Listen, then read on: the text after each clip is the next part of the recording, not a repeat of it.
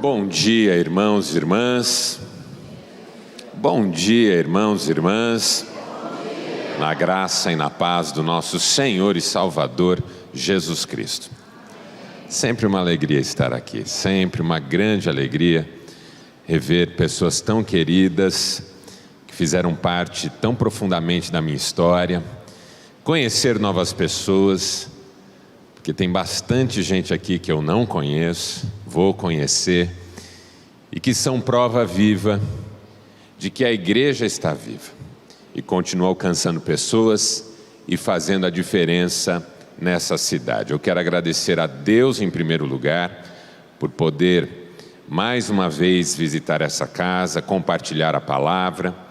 Quero agradecer ao pastor Guto, ao conselho da igreja pela confiança, pela gentileza, e a cada um que saiu da sua casa para estar aqui louvando a Deus, adorando o Senhor e ouvindo a sua palavra.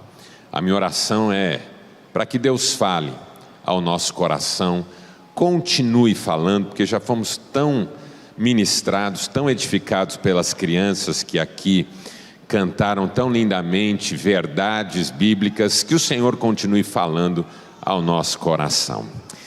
Por gentileza, abra sua Bíblia comigo no livro de Neemias. Neemias capítulo 12.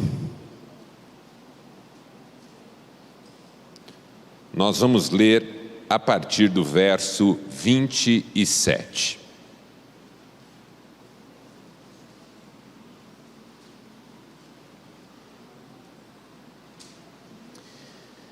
Neemias, capítulo de número 12, verso 27, diz assim a palavra do Senhor. Por ocasião da dedicação dos muros de Jerusalém, os levitas foram procurados e trazidos de onde moravam para Jerusalém, para celebrarem a dedicação alegremente, com cânticos e ações de graças, ao som de símbolos, harpas e liras.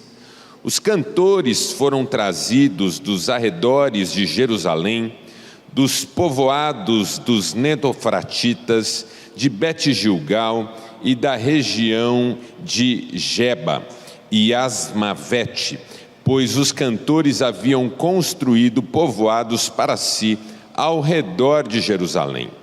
Os sacerdotes e os levitas se purificaram cerimonialmente e depois purificaram também o povo, as portas e os muros. Até aqui, louvado seja Deus pela sua palavra. E você diz? Amém.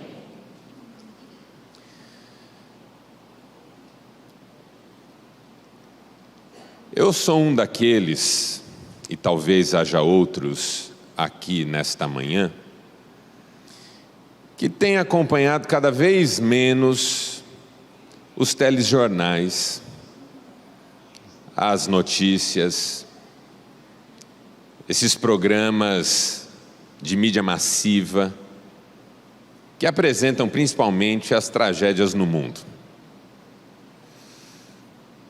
Ano que vem eu vou fazer 50 anos. E me parece que o mundo nesse quesito não tem mudado muito. O tempo todo nós estamos sendo bombardeados por essa face mais feia do ser humano, por essas dificuldades que temos como seres humanos de simplesmente vivermos uns com os outros, lidarmos uns com os outros e sermos o melhor que podemos ser.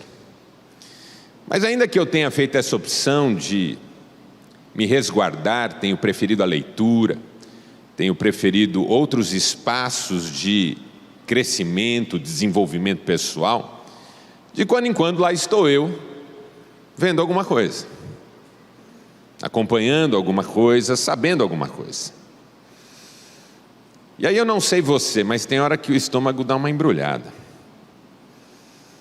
Quanta coisa ruim acontece à nossa volta. Guerras, por exemplo. Nesse momento há guerras acontecendo no mundo.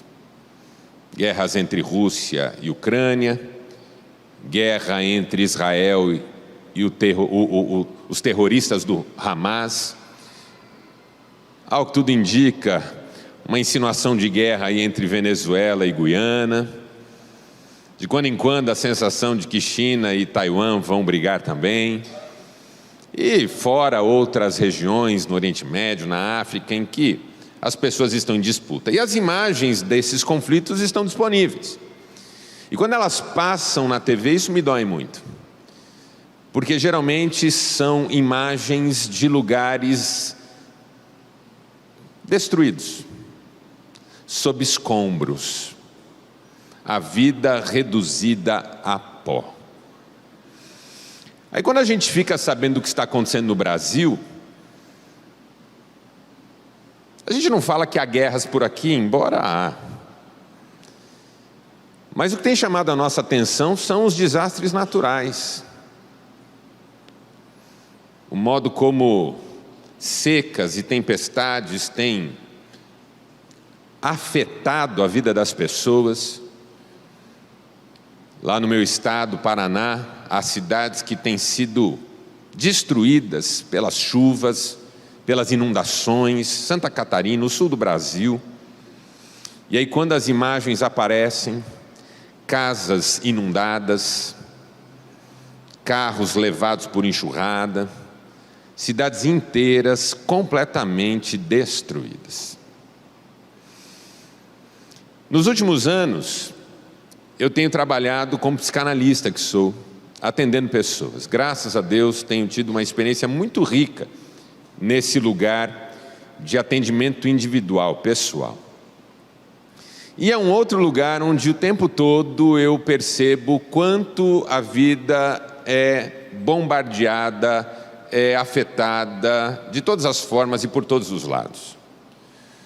Famílias destruídas, relacionamentos destruídos, casamentos destruídos, pais e filhos em rota de colisão, identidades destruídas, autoestima destruída, vínculos destruídos.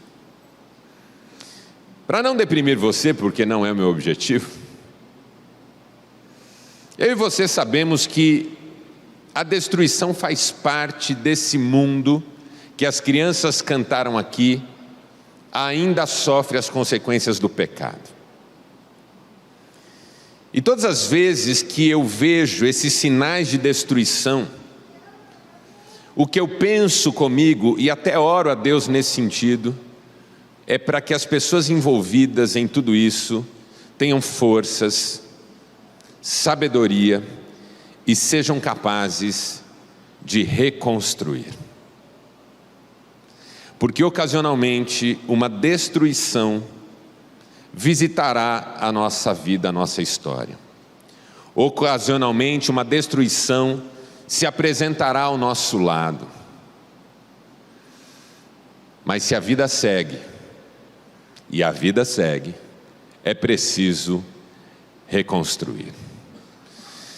Uma das bênçãos da gente poder estudar Neemias nessa igreja é que Neemias é um chamado permanente à reconstrução. É disso que se trata.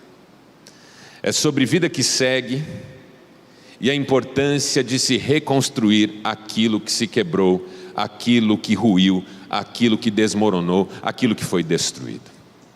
Porque não importa quão grande seja uma destruição que nos toma de assalto e que nos lança para um lugar onde nós nunca imaginamos e nem gostaríamos de estar, maior é Deus do que o poder da destruição. Maior é o Senhor do que tudo aquilo que nos afeta e nos abate. E Ele é poderoso para fazer novas todas as coisas na nossa vida. Reconstruir é a ordem. Reconstruir é um desafio. Recomeçar, restaurar, refazer, seguir em frente apesar de tudo. Porque viver não é fácil. Mas com Deus, nós somos mais que vencedores. Em Cristo somos mais que vencedores. E não há impossíveis para aqueles que pertencem ao Senhor. Neemias nos ensina a reconstruir, porque o grande ministério de Neemias girou em torno da ideia da reconstrução. Neemias foi um homem que se dedicou a 3 focos de reconstrução. A primeira tarefa de reconstrução de Neemias, e você que tem ouvido as mensagens aqui na nossa igreja tem ouvido sobre isso, tinha a ver com os muros de Jerusalém, os muros da cidade que estavam em ruínas. Então Neemias se dedicou à reconstrução dos muros, e a obra foi tão extraordinária que não só houve quem ficasse impressionado, como também houve quem tentasse atrapalhar. Porque essa é uma questão sobre quando nós começamos a reconstruir alguma coisa. Sempre se levanta alguém para atrapalhar. E nem sempre se trata de um inimigo. Porque deixa eu dizer algo para você que talvez te ajude em alguma coisa que você está vivendo. Às vezes quando a gente começa a querer pôr ordem na nossa vida, há quem não lide bem com isso, porque a nossa reconstrução talvez vai evidenciar o quanto a pessoa ainda está vivendo sob os escombros da história dela. Às vezes pode se tratar de uma grande questão, às vezes de uma questão simples. Eu atendi há alguns anos um sujeito que estava muito acima do peso, várias doenças já estavam aparecendo no seu organismo, os exames davam todos comprometidos, e o médico falou: olha, desse jeito aí você não vai longe não, vai morrer rápido.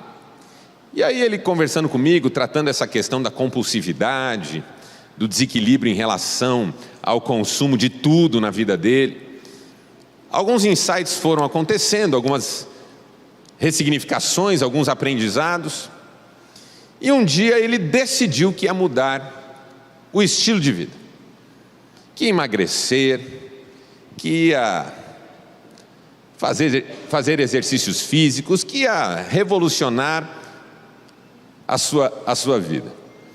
E aí começou, entrou numa dieta firme, matriculou-se numa academia, frequentava, porque eu já me matriculei em academia várias vezes. Não é difícil, sabia? É fácil, você se matricula, paga lá adiantado para pagar mais barato. Isso não é difícil. Ele se matriculou e ia. E começou a emagrecer. E fazia os exercícios, e se alimentava bem, começou a emagrecer e a ficar mais forte. E ele era ainda jovem, então ele foi ficando mais forte, mais magro, mais bonito até. Foi aposentando aquelas becas de coral que ele usava e foi comprando umas roupas bonitas. E eu sei que ele ficou fino, forte, estava bacana mesmo. A molecada fala, ele estava no shape. E aí um dia ele e a esposa contentíssima, porque mudou tudo, ele estava mais disposto, a vida íntima havia melhorado. Eles foram numa festa, ele pôs um terno bacana, ela pôs lá uma roupa toda bonita. E ele foi conversar com os amigos, ela foi conversar com as amigas. De repente, na roda de amigas, uma das amigas disse para ela: olha, teu marido tá um gato, hein? Acendeu uma luz amarela.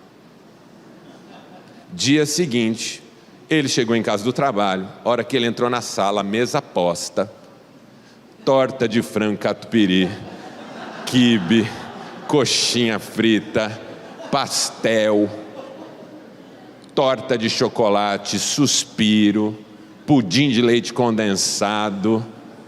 Olha, não sei você, mas eu estou com fome agora. E ele olhou e falou assim: que é isso? Ela falou: fiz para você, amor. Ele falou: bem, eu não como mais nada disso. Ela falou: eu sei, mas você gostava tanto, deve estar com saudade. Ele falou: não, eu não posso. Se eu comer isso aí, eu vou engordar de novo. Ela disse: sabe que eu estou com saudade do meu gordinho? Cadê meu gordinho? Ele falou para mim, eu falei: rapaz, isso chama sabotagem. O que aconteceu com ela? Temeu. Opa, tá bonito demais. Por isso que eu falava assim para as jovens da igreja que eu pastoreei lá no Paraná: casa com homem feio. Nós que somos feios, né, irmão? Não damos trabalho. Homem bonito, dá um trabalho. Ela temeu perder o lugar dela, temeu que de repente os olhos dele se abrissem para outras realidades, temeu. Às vezes alguém que está te perturbando a vida, atrapalhando o seu projeto, atrapalhando o seu processo, não é exatamente porque quer você mal. Às vezes só está com medo de perder lugar, de deixar de ser importante, de ficar para trás ou de ter a sua questão evidenciada. Porque é claro, se alguém começa a pôr ordem na vida, aquele que está com a vida bagunçada fica mais em evidência ainda. Quando a luz de alguém começa a brilhar, a escuridão do outro também se revela mais intensa.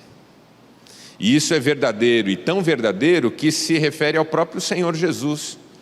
A Bíblia diz que a luz veio ao mundo, mas os homens amaram mais as trevas do que a luz, porque as suas obras eram más. Às vezes dói a gente estar perto de alguém que está se recompondo, porque realmente acredita que pode viver uma vida plena. Mas enfim, Neemias reconstruiu os muros. Mas não foi só os muros que Neemias reconstruiu. Neemias também reconstruiu o que eu chamo de os pilares históricos de Israel. Junto com Esdras, ele trouxe de volta a lei, que estava esquecida na vida e na história do povo. Ele trouxe de volta os ministérios, ressuscitou os sacerdotes e levitas, que estavam apagados, sem função, vivendo completamente distantes daquilo para o que Deus os havia comissionado, vocacionado. E finalmente, Neemias reconstruiu o culto.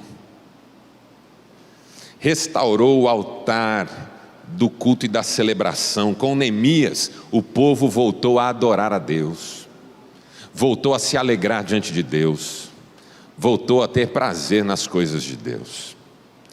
Que essa é uma coisa que eu sempre falo, e eu e o pastor Guto temos conversado muito sobre isso.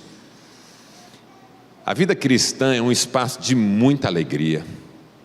Tanto que a alegria na fé cristã é mais do que uma experiência, uma resposta emocional aos estímulos favoráveis que a vida nos dá. A alegria na vida cristã é mandamento. Alegrem-se, diz a Bíblia. Alegrai-vos no Senhor, outra vez digo alegrai-vos. Por quê? Porque a alegria do Senhor é a nossa força. O mundo conhece a alegria como resultante de motivações favoráveis que se confirmaram, de boas notícias que vieram. Então, para o mundo, a alegria é uma resposta. Para nós não, a alegria vem antes da conclusão, a alegria vem antes da vitória final, a alegria vem antes da boa notícia, porque a nossa alegria está em Deus e não nas circunstâncias. Então, quando a alegria de Deus nos vem, ela é força na batalha, ela é força em meio à luta, ela é força para seguir em frente. Na alegria do Senhor venceremos. Por isso é importante nos alegrarmos. E uma igreja que ama Jesus precisa ser alegre. Povo alegre, vibrante. Gente, nós temos um nome escrito no livro da vida. Nós somos herdeiros das promessas. Ah, mas a vida é complicada. É complicada.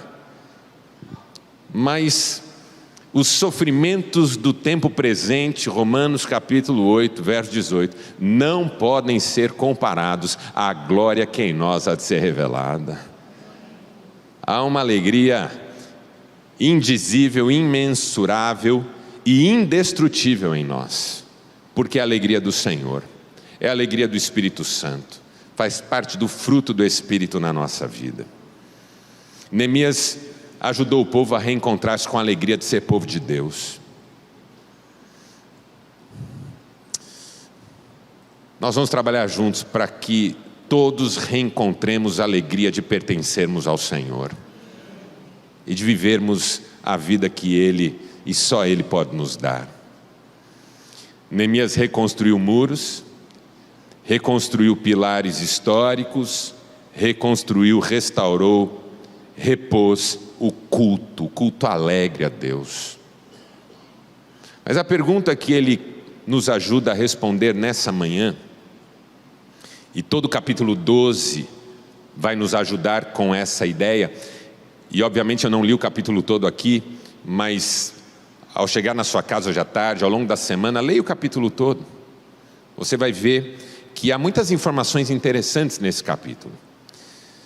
Nesse capítulo 12, no texto que nós lemos, em algumas outras afirmações desse capítulo, Neemias vai nos ajudar a entender a seguinte questão: como reconstruir aquilo que foi destruído?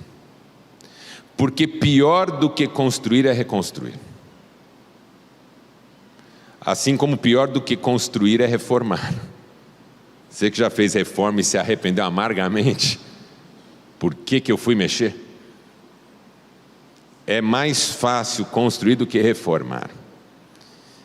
É mais fácil começar do zero do que recomeçar.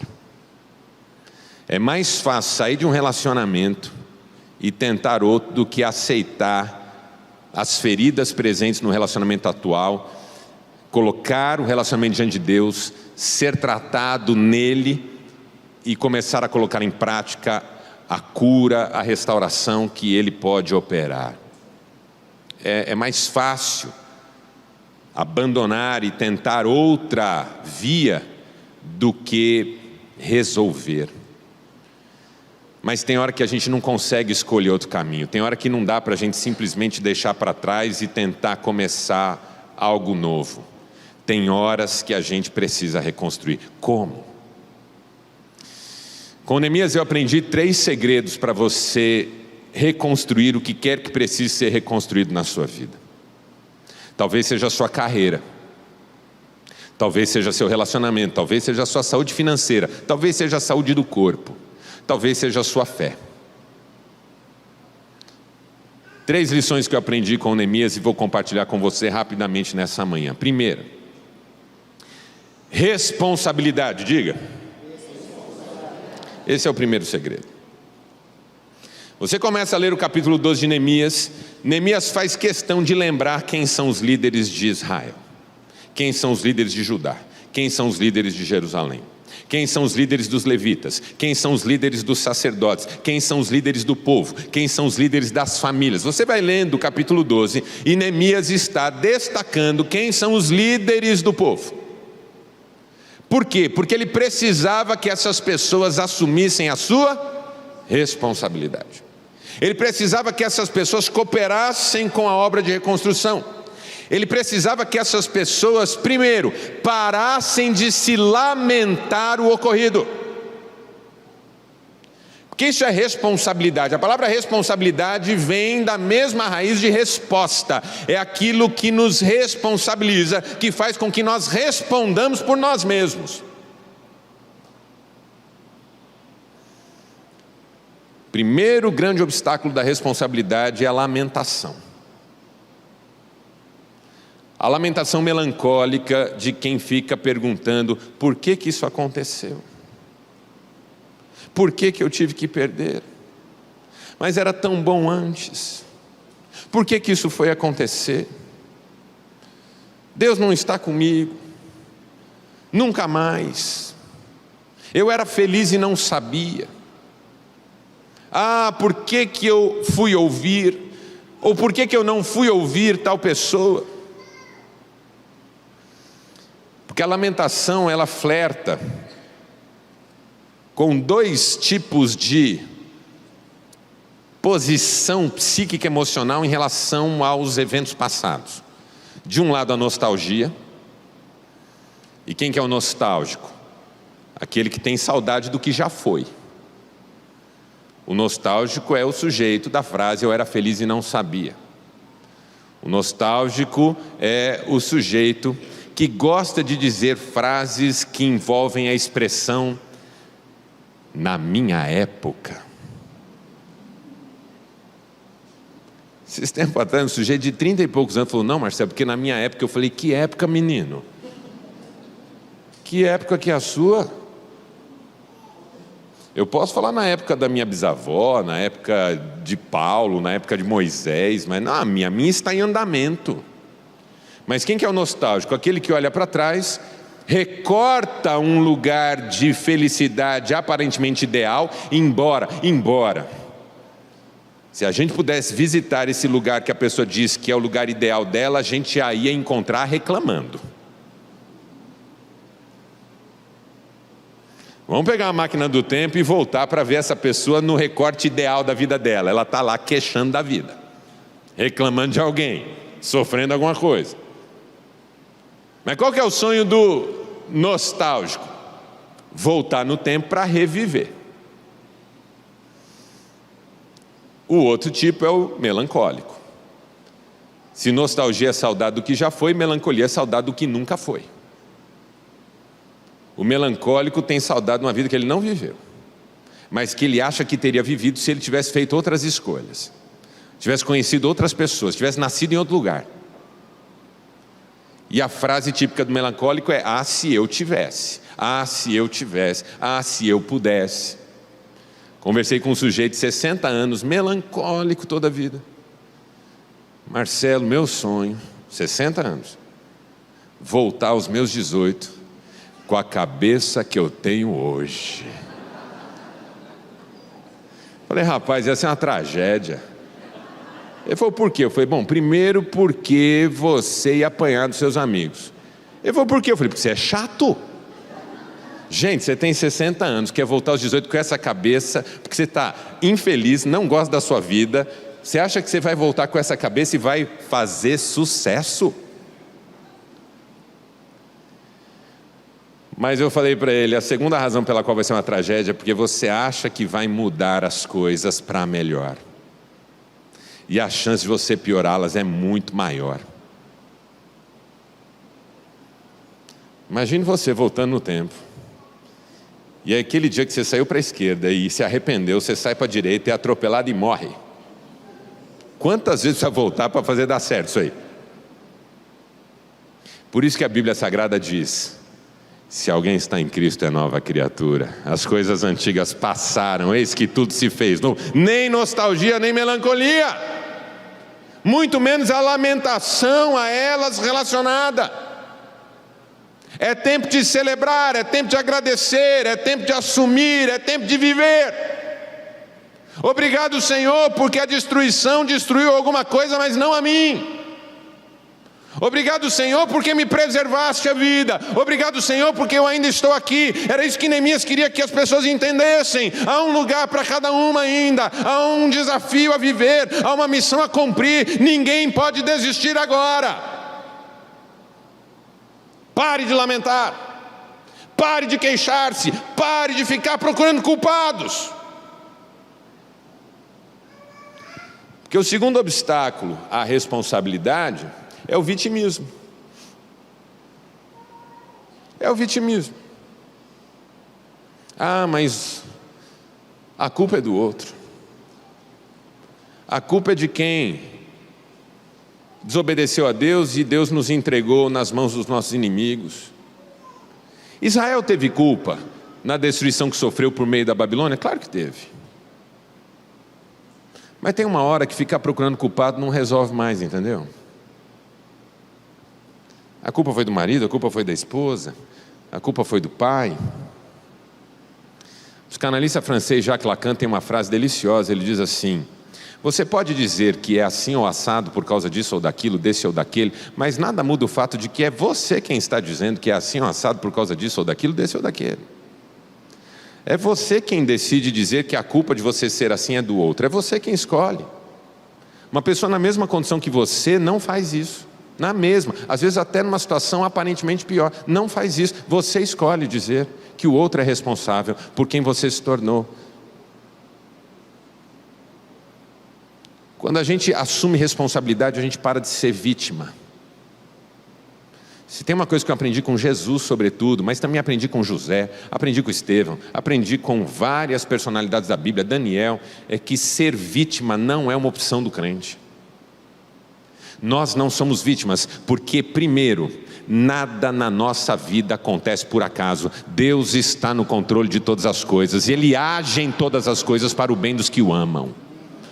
Ninguém aqui é vítima de ninguém. Ah, mas me prejudicou, invadiu meu caminho, tomou algo, fez algo que não podia. É verdade, essa pessoa um dia vai prestar contas diante do Altíssimo, mas o Senhor está no controle da sua vida. E quando José encontrou aqueles irmãos que o venderam, claro que o venderam, que o odiavam, claro que o odiavam, que o invejavam, claro que o invejavam, ele disse: não temam, não foram vocês que me venderam para cá, foi Deus que me enviou adiante de vocês. Na minha vida manda Deus e não as pessoas. Minha história está sendo escrita por Ele, não por mais ninguém. Então você sai desse lugar de culpa, de culpabilização. O marido para de jogar a culpa de suas decisões erradas numa esposa que não corresponde ao ideal momentâneo dele. A esposa para de jogar a culpa de sua tristeza permanente sobre um marido. E cada um vai colocando-se diante de Deus para perguntar: Senhor, quem Tu queres que eu seja nesse momento da história? Porque o terceiro obstáculo à responsabilidade é a incredulidade. É quando a gente para de lembrar que Deus está no controle, que Deus tem seus propósitos e que Ele pode fazer infinitamente mais do que tudo que pedimos ou pensamos. Olhe na minha direção e escute o que eu vou dizer para você nessa manhã. Você não faz ideia do que Deus ainda tem preparado para você. E esse processo de reconstrução na sua vida, esse processo difícil e doloroso, esse processo que tem feito você se sentir mal consigo mesmo, um dia você olhará para esse momento da sua história e dirá: Senhor, obrigado, porque hoje eu entendo o que o Senhor estava fazendo na minha vida. Foi isso que levou o profeta Ageu, quando do desafio da reconstrução do templo, a dizer: a glória desta segunda casa será maior que a da primeira. Responsabilidade. Segundo desafio. Primeira responsabilidade, primeira lição que eu aprendi com Neemias. Segunda lição sobre como reconstruir a vida: reorganização. Diga. Reorganização. Porque quando a gente resolve reconstruir alguma coisa, o foco muda. Você não reconstruirá nada importante só nas horas vagas, fazendo os mínimos esforços, tentando pagar preço nenhum e esperando que os outros correspondam aos seus desejos e fantasias. Impossível. Toda vez que a gente se coloca no caminho da reconstrução, a vida se reorganiza e o foco aparece. Se eu quero restaurar a minha comunhão com Deus, eu preciso me reorganizar, e o foco é o Senhor, o foco é a palavra, o foco é a vida de oração, o foco é o ministério. Eu preciso me reorganizar. Por quê? Porque se eu continuar vivendo a mesma rotina, eu vou continuar sofrendo as mesmas consequências. Atribuem a Einstein aquela frase que diz que retardo mental é você tentar soluções diferentes, respostas diferentes a estímulos, provocações que continuam iguais. Esperar resultados diferentes das mesmas coisas. Então, se você fala com a sua esposa sempre do mesmo jeito, não espere que ela comece a te tratar melhor. Se você resolve tudo na pancada, não espere que as pessoas queiram intimidade com você. Se você para tudo toma decisões intempestivas, não ache que lá na frente a sua vida vai estar em paz e tranquila. Por quê? Porque a gente colhe o que a gente planta. Isso é bíblico. Então, se eu quero colher tempos novos, eu preciso semear tempos novos. E como é que eu semeio tempos novos? Me reorganizando em torno dessa colheita que eu quero fazer. Preciso definir esse campo, preciso arar essa terra, preciso lançar essa semente, preciso cuidar dessa semente, adubar essa terra, regar essa semente, proteger essa planta das ervas daninhas, das pragas e finalmente, depois de um tempo, começar a colher os frutos. Reorganize-se. Reorganize sua vida. Reorganize seus espaços devocionais. Você lê o capítulo 12 de Neemias, Neemias reorganiza o ministério levítico, reorganiza o sacerdócio, reorganiza a música, reorganiza o culto, reorganiza a nação, reorganiza a relação da nação com as leis, tanto que Neemias se tornou o governador de Judá. Por quê? Porque o papel dele era organizar a bagunça em que a nação estava afundada. Ah, mas ninguém ajuda. Responsabilidade é o primeiro passo, depois reorganização. Eu posso não conseguir reorganizar os que me cercam, mas a minha eu vou reorganizar de algum jeito. E quando eu me reorganizar, vai ser obrigatório que todos se reorganizem, porque como disse o rabino Newton Bonder, a regra geral da vida é essa: quando um muda, todo mundo tem que mudar também. Quando um muda, todo mundo tem que mudar também. Quando a esposa muda, o marido pode até achar ruim no primeiro momento, mas depois ele tem que mudar também. Quando os filhos mudam, os pais mudam junto. Se uma pessoa se levantar do lugar e pedir para a outra deixar ela sentar, a outra vai pedir para a outra, quando vê a igreja inteira está em pé. Porque as mudanças nos exigem respostas. Ok, o cenário à sua volta mudou, mude também. Mude para melhor. Qual é o foco da sua vida hoje? É uma pergunta que às vezes a gente não se faz. Vai chegar o final de mais um ano e nós vamos fazer os nossos votos e promessas de fim de ano. Quem aqui que nunca fez, hein? Ano que vem eu vou ler a Bíblia inteira. Lê Gênesis nos primeiros dias de janeiro, chegando em Êxodo já desiste, já para. Os valentes que chegam até Números, param em Números, porque Números ninguém merece.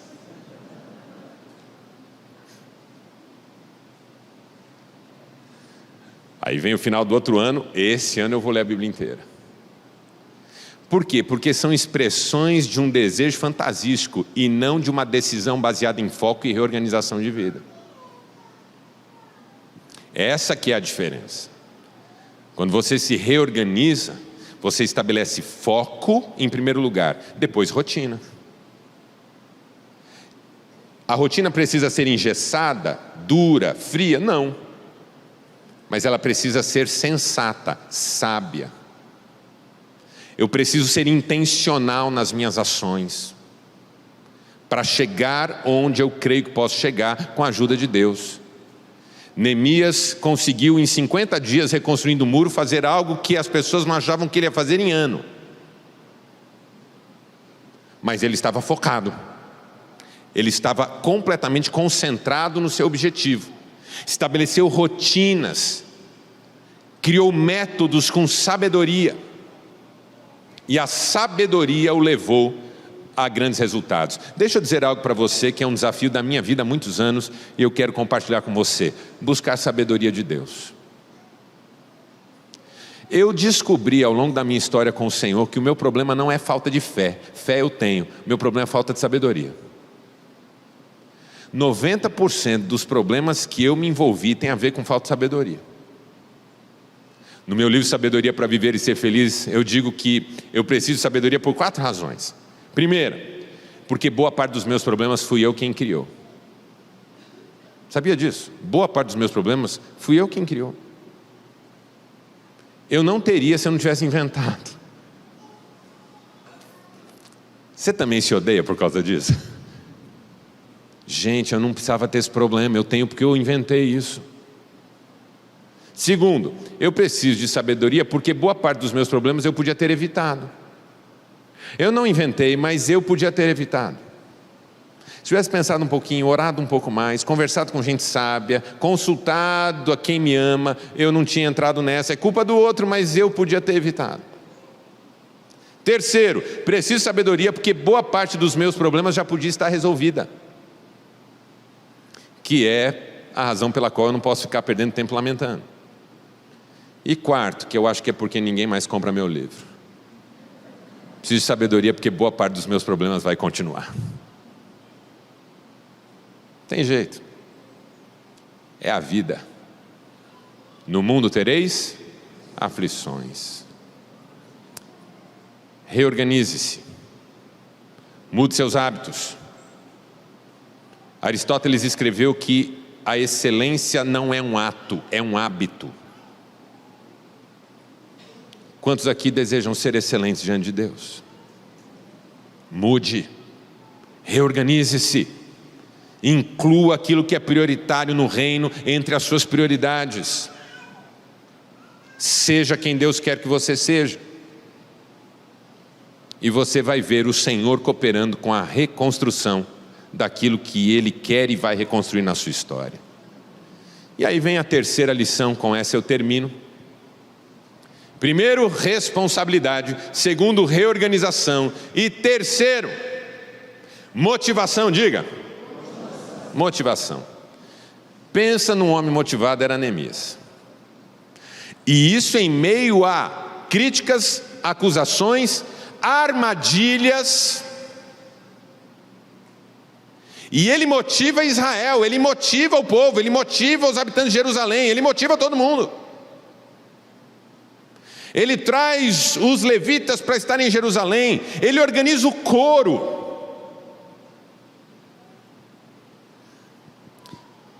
Porque um dos compromissos de Neemias era com a alegria de servir a Deus. E essa é uma motivação poderosa. A alegria de viver na presença de Deus. Pergunta que eu faço para você nessa manhã: o que é que move você? O que é que move você? O que é que fez com que você saísse de casa e estivesse aqui hoje?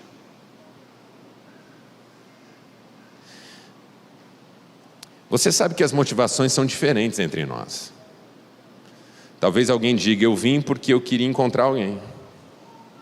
Talvez alguém diga: eu vim porque o povo lá de casa vem e eu venho junto. Eu vim porque sabia que o tal do Marcelo ia estar aí. E não devia ter vindo. Eu vim porque eu gosto dessa igreja, gosto do pastor Guto, gosto da turma toda aí. Eu vim porque eu acho que todo mundo tem que ter uma religião. Você percebe que se a gente entrevistasse todo mundo, cada um tem um motivo. As nossas motivações são distintas. Eu aprendi a mais extraordinária lição sobre motivação com 2 crianças. Eu fui fazer uma série de ministrações na Grande São Paulo. Ao final de uma das noites, um empresário local me convidou para comer uma pizza na sua casa. 2 filhos ele tinha, um de 6 anos, um de 4. O de 6 anos era aquele menino gordinho, rechonchudo, bonachão, simpaticíssimo, um menino espetacular. Quando falou, vamos pedir pizza, o menino entrou em êxtase. De saída ele citou 4 sabores que ele tinha interesse. Aí o pai falou assim: não, filho, deixa a visita escolher. Eu falei: não, deixa o menino escolher, que eu já vi que ele sabe do que está falando.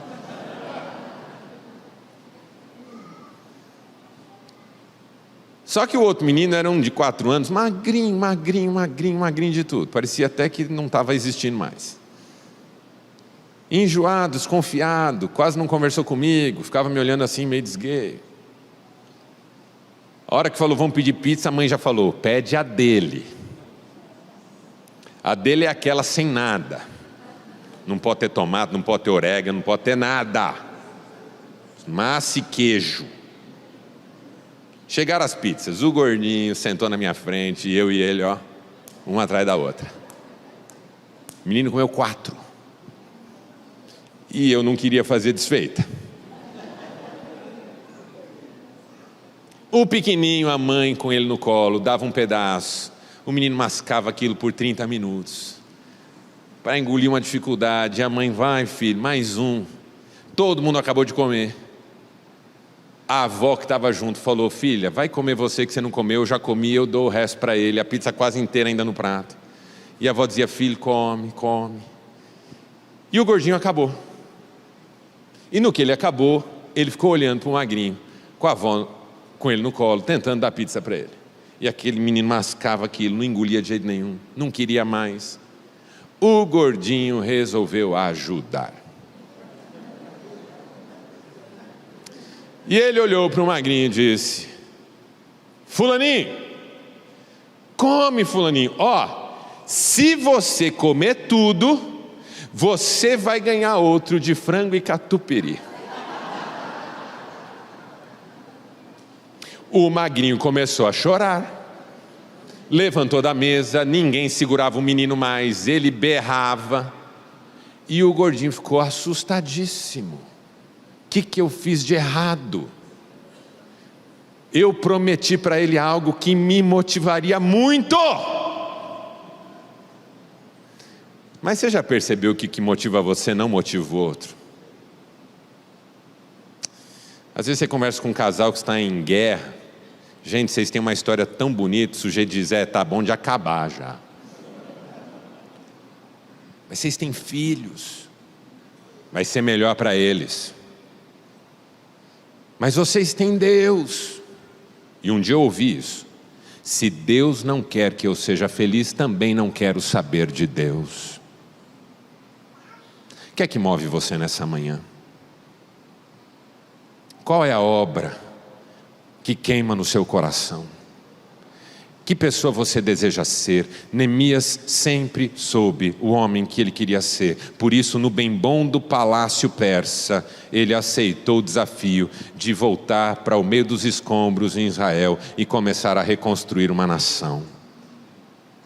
O que é que move você nessa manhã? Feche seus olhos, por gentileza. Eu quero orar com você.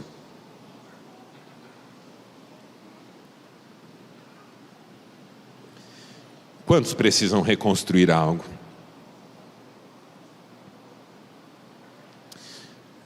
Quantos estão em meio a uma batalha e os escombros estão se avolumando ao redor? Quantos precisam começar hoje uma nova etapa?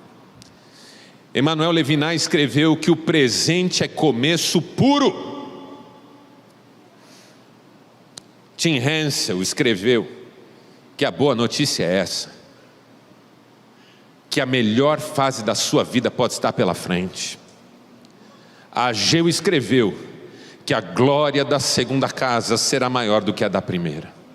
E o apóstolo Paulo escreveu que se alguém está em Cristo é nova criação. As coisas antigas passaram, tudo se fez novo. Quantos aqui estão precisando inaugurar uma nova fase? Reconstruir o que está quebrado, partido, destruído, desmoronou. Quantos aqui querem hoje decidir responsabilidade, reorganização e motivação na presença de Deus? É só ficar em pé no seu lugar, eu vou orar com você nessa manhã.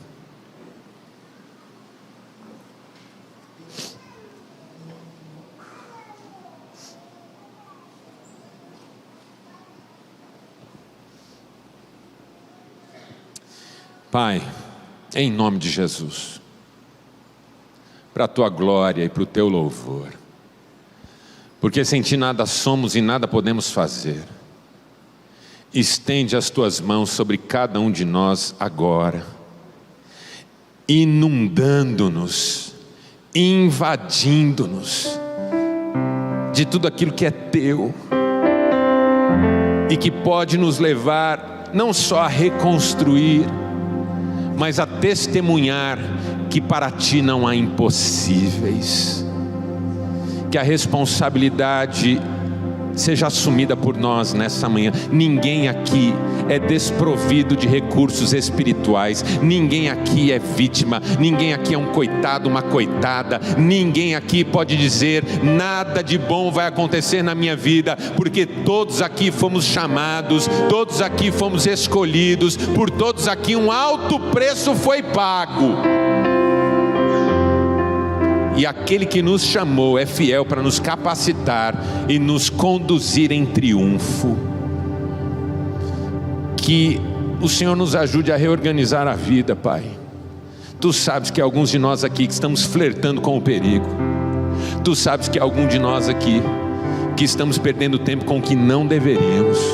Tu sabes que alguns de nós aqui que estão sucumbindo às tentações do pecado. Ajuda-nos a nos reorganizar em torno da Tua palavra, da Tua vontade, dos valores que regem a vida daqueles que buscam o Senhor. O nobre faz planos nobres, e nessa nobreza permanecerá. Meu Deus, que a motivação correta esteja no nosso coração. A Tua palavra diz que o coração pode fazer planos, mas a resposta certa dos lábios vem do Senhor. Todo o caminho do homem é puro aos seus olhos, contudo o Senhor avalia o íntimo. Porque motivação é importante para Ti. A Tua palavra diz que nós podemos fazer coisas extraordinárias, dar bens aos pobres, sem amor, e nada disso valerá, porque diante de Ti motivações importam. Cura as nossas motivações, renova-as, coloca em nós as motivações que Te agradam, e que nós sejamos reconstrutores a partir de agora daquilo que desmoronou, porque nada escapa ao Teu controle, e certamente os Teus propósitos se cumprirão. Nós oramos em nome de Cristo, amém e amém. Que Deus te abençoe em nome de Jesus. Amém. Obrigado pelo carinho e pela palavra, em nome do Senhor Jesus. Isso. Reverendo Mário Fava, por favor, nos dê a bênção do Senhor. Irmãos, pastor Marcelo estará conosco no culto à noite também, trazendo uma outra mensagem, uma sequência, né? Dentro do livro de Neemias. Então, se você quer continuar ouvindo essa palavra, venha hoje às 19 horas conosco no culto noturno, amém?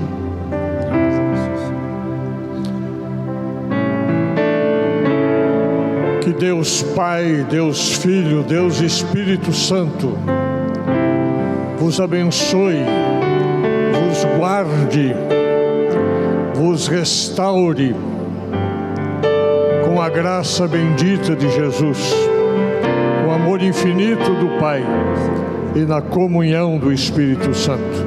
Amém e amém.